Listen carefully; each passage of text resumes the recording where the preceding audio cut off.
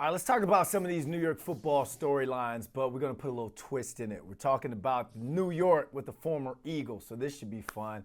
Let's bring in Super Bowl champ wide receiver and the pride of Calhoun County, Alshon Jeffery. What's going on, man? Oh, you got the No, Reggie White jersey on, too. I love it. I absolutely I'm, love it. thanks for having me. I appreciate you guys having me, man. All right, Appreciate it. you trolling us right now, trolling all of New York, but y'all got it. Y'all got Saquon, you got the Super Bowl, y'all got it. All right, man, let's just break down some of these New York storylines because, I mean, you played in the NFL, you had a lot of success.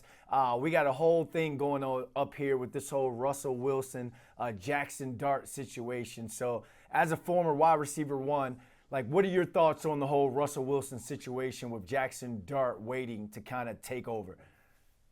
I mean, I feel like it's great that having a better quarterback and somebody like Russ that he can learn from and just teach him the ropes and just for a rookie year, his rookie year or however long, just teach him the little things like how to be a pro, like on and off the field. So I think that's a great thing. I mean, obviously they didn't win the first game, but it just take with time. But just him just being there every day, just being in his presence and just being there, somebody who's great, who's a Super Bowl champion, MVP of the Super Bowl. So it's like I feel like it's perfect. But what's that like for like a premier wide receiver? Like you've been a wide receiver once, so if you're Malik Nabers, like kind of what's going through his mind? Like are you preparing to catch passes from Russ? Are you preparing to catch passes from Jackson Dart? Like how do you stay in a rhythm? How do you stay in the flow? I just feel like you just keeping your head down. Just keep putting your head down. Like no matter where he's been, if you go back to, I'm sure in high school did. The quarterback said no matter who's the quarterback is, that's how I always look at it. So I'm sure same go for him. He just got to look at, just keep his head down, just keep working. Like whether it's Russ or it's Jackson, like just keep what he can do is control what he can control. Just keep being a great receiver and just make the plays when it happens. Because I feel like he said it. I believe in the interview that he had some opportunities that feel that he could take back or get better at. So it's just keep your head down, just keep working, no matter who's at quarterback. Yeah, I love the fact that he took that accountability right there. 12 targets, 5 catches, and he said he was upset with himself watching that tape because he feel like he left some money out there on the field, out on the table, not high pointing some balls, and he kind of broke it down. I was right there when he did that media availability, and I haven't seen that transparency from him. So it shows like he's maturing and he's growing. But when we talk about like quarterbacks coming into the league, the Giants traded back up into the first round to grab Jackson Dart. So you're former Chicago Bear. You see Caleb Williams and how he came in day one. He was QB1. Hasn't really lived up to that hype just yet. But on the other hand, you got guys like CJ Stroud, Jaden Daniels, Bo Nix. They all came in and looked pretty much QB1 ready for the NFL. So where do you stand now in the whole debate where if a quarterback needs to sit a year or not in terms of this new NFL? I just think that it's just the culture. Also, some of those quarterbacks they had culture, and for there's veteran players and leadership that you could just be plug and play and be ready to go into the right situation.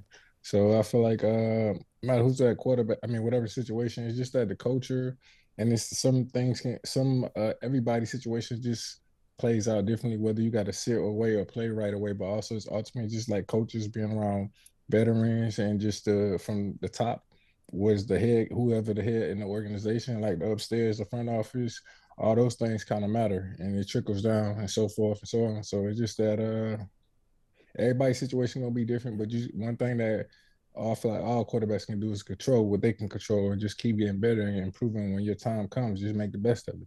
Going back to Malik Nabers, he took a lot of heat last year, and again after in this year as well. Week 1, he had the whole what he called the natural bitch face, like sitting there. It blow up, bro. It's New York, man. These things are gonna blow up. It's absolutely crazy. But you've been passionate about wanting the football. Like, do you feel like Malik Nabers' passion, these moments are being taken out of context? I think yeah, definitely. I mean, like just being judged off his body language is because, like I said, at the end of the game and in his interviews, he broke down everything about like he got 12 targets. So it's just that more he could be more frustrated with himself than anything. Cannot be did he get open or did he get the ball thrown? It could be like, yo, I should have made that play, just being in his head and just thinking about plays he should have made or how he could have affected the game. And that just overall what he could be, just playing one play at a time and just trying to get past it, but also still stuck in the moment and thinking about like what he could have done or that situation. So it's just human nature, and I'm sure work on it. But at the same time, I don't believe that if his body language, I feel like just don't take too heat in because he just putting the pressure. That's the competitive nature in himself and being him. Do you have any moments from your career where you blew up on the sideline? You had a I want the ball moment. I feel like we played the Chargers in San Diego, and I think Jason Ferret, me and him talked about all the time. He had a pick six, and I feel like me and the coaching staff, and I was telling them that yo, he gonna sit on this route. Like, so the next play what we did was just run a go ball, and I'm like, I told you, like it's been there the whole night, so it wasn't nothing too crazy. We just went over there and just said what I said to the coach, and the next play he called the play, and I mean everything all worked out. So it just happened. It's just part of the game. Another wide receiver in New York that's doing this thing, Garrett Wilson. He had a touchdown against the Steelers in that first matchup. It's between Malik Nabers and Garrett Wilson. I feel like we got two of top 10 receivers in New York. So where do you rank Nabers and Wilson in your wide receiver list?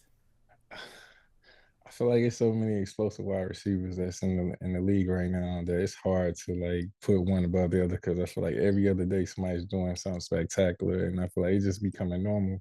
But they definitely are two of the top receivers, young receivers that's on the rise, and given more opportunity, the more you get to see, I feel like they both gonna be special, and just as long as they stay healthy, and the sky's the limit for both of those guys. I feel like I can't really put those one above each other because they if they was on my team, I feel like they both would be 1As or 1B. So it's back and forth. They both great receivers. I like it. Spoken like a true politician, man. You about to be mayor of Calhoun County one day talking like that. I like it, man. Alshon 2028. Let's have some fun with this, man. We got a little post pick'ems for you.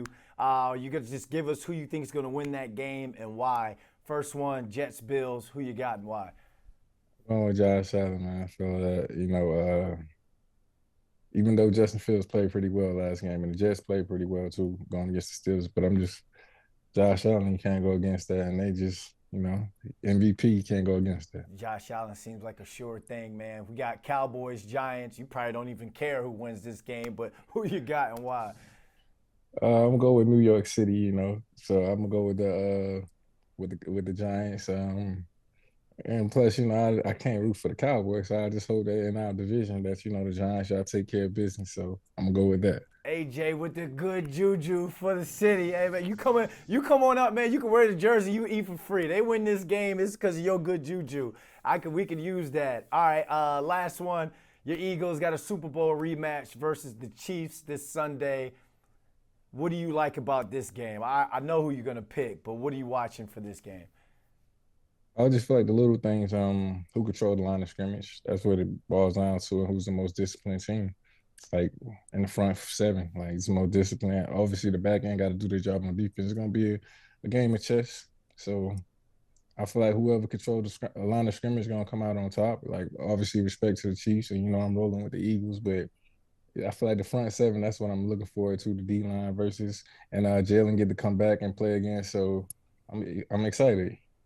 Isn't it crazy how, like, when we were receivers, like young receivers, we never really paid attention to the front seven, but now after playing professionally, we realize how important, like, the trenches are to the game and for our success. It's just absolutely crazy, man.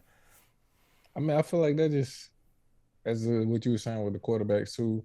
That all plays hand in hand with a young Yeah. quarterback and those getting right away. That the O line got to do their job, man. So I feel like I'm not too bad on I'm too harsh on the quarterbacks because also they got to depend on the O lineman. And if you're not, if they're not doing their job, like no matter what your route was, you could have been killed the All Pro Yeah. cornerback. No matter what he did, no matter what you did, You you didn't look get the up, ball because yeah. yeah, So it's all all it's that goes. complimentary football, man. It all goes together. 53 guys is all in one. Like I love the sport, man. But That's the appreciate you ultimate hopping team on, sport. man. Next time you come up to New York, man, you got a beer on me, man. Appreciate you.